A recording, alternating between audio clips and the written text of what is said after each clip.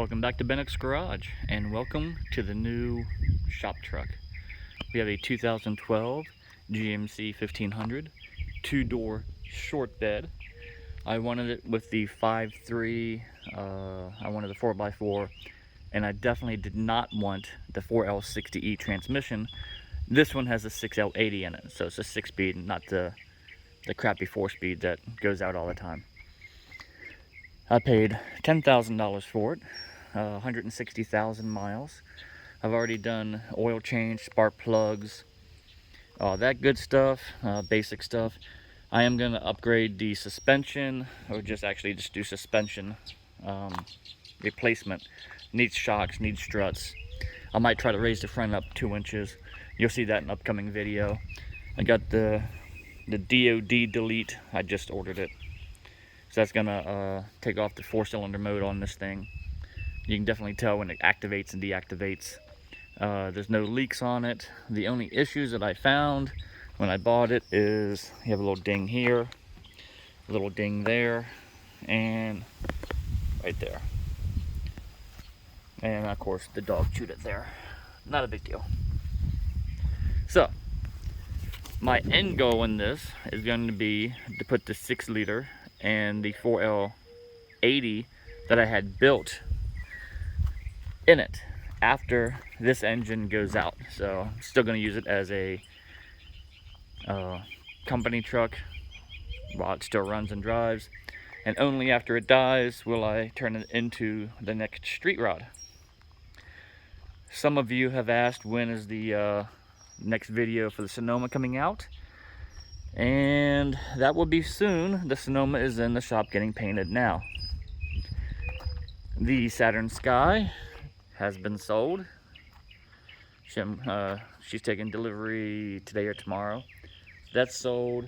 I sold the 2 other shop trucks that I had. It was a 2000 and a 2002. They're both gone. So this is now my second truck. This Sonoma's been in the shop for about a month. I told them to take their time on it. There's no hurry. I have another truck now. So if you have a 5.3 and you want to do the DOD delete, this thing came off of Amazon, $89. All it does is just plug into your OBD2 port. If you don't drive the truck every day, you probably don't want to keep it in all the time. But yeah.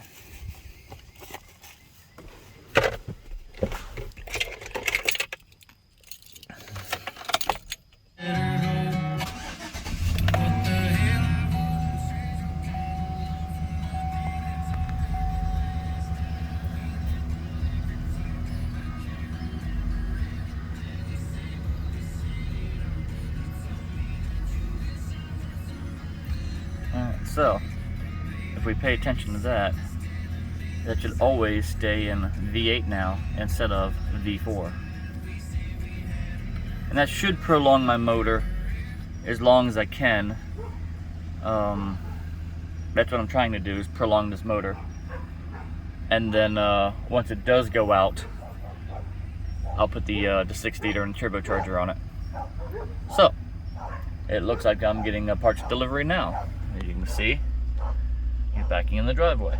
So, maybe I'll be working on this sooner than I thought. The rear shocks don't look too bad, other than a little bit of rust and a broken top piece right there. But that's just a dust cover. But because I'm putting on new ones in the front, I went ahead and ordered NKB gas adjust shocks for the back. And if you never did them before, it's easy. Bolt, replace. Alright, so I'm going to put the back ones on first. For those who want to know, 21mm top and bottom, exactly the same. And hit reverse, rip it out. Ironically, even though it has a little bit of rust on it all the way down, if I press on it, as it goes down, comes right back up. This shock, nothing wrong with.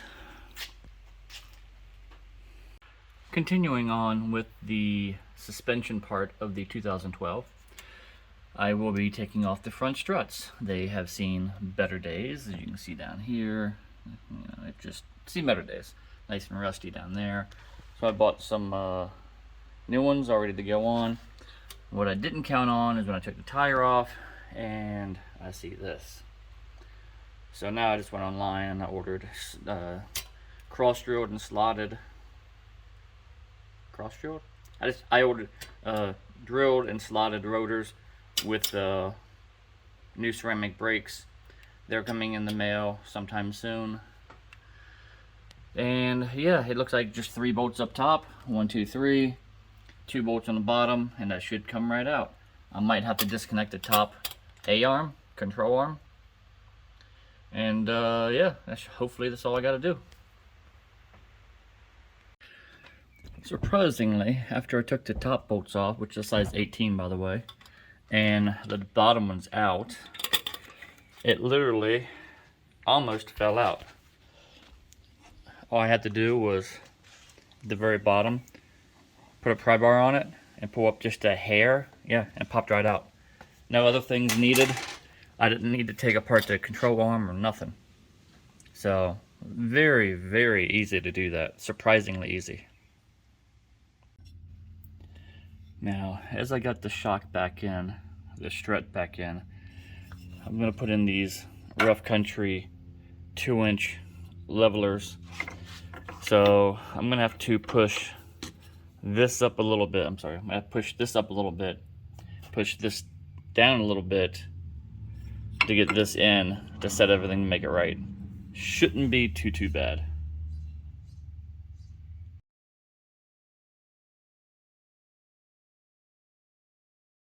If you've never done brakes before, it's really easy. It's a 19mm that holds in the caliper to the caliper plate. It's a 18mm that holds the caliper plate to the spindle.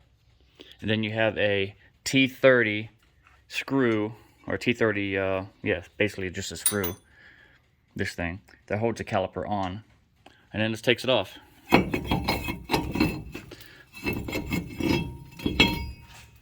And you can get to see how bad that thing actually was.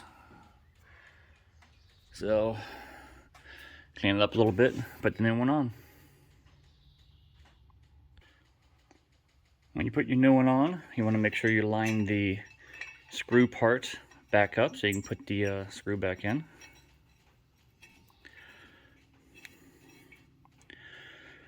And then from there, just do everything in reverse order that came off. You can see I ended up upgrading a little bit because my future plans are going to require me to have a little bit better braking. So I might as well go ahead and do it now.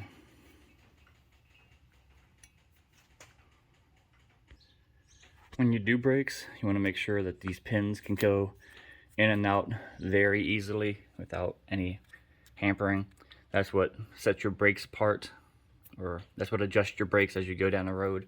So if they are stiff, they lock up. One side will push harder than the other side, and you really don't want that. Once you put your bracket back on, you take off your old pins and put your new pins on. Next, take one of your old brake shoes and start pushing it back in the caliper itself. And because this is a 2-piston, you're going to take it off. Sorry about the footage. You're going to take it off and do it on both sides evenly all the way back. Once you're pushed all the way back, basically, take it, untwist it, put it on, put your little tips in. I can't do it one-handed. When you put it on, the little pins, remember I told you have to be loose, they have to be pushed back as you put this on. And then all you do is you put your 19mm back in. And remember to pump your brakes about a dozen times before you go out for your maiden voyage. And that's how easy it is to do brakes. Yep, and there we have it. Everything's back on, everything's back secure. This side is done. Unfortunately, my driver's side, I didn't get as lucky. My boot is ripped, so I am not going to reuse this caliper. I'm going to go ahead and replace it. So, while I'm already here, might as well go ahead and do it. Alright, I got the new caliper on, new rotor on. Because I did introduce air into the system, now I do have to bleed this brake. I don't have to do the other one, but I do have to bleed this one. So I'm going to break up my power bleeder and go ahead and do this now. And yeah, brakes will be done.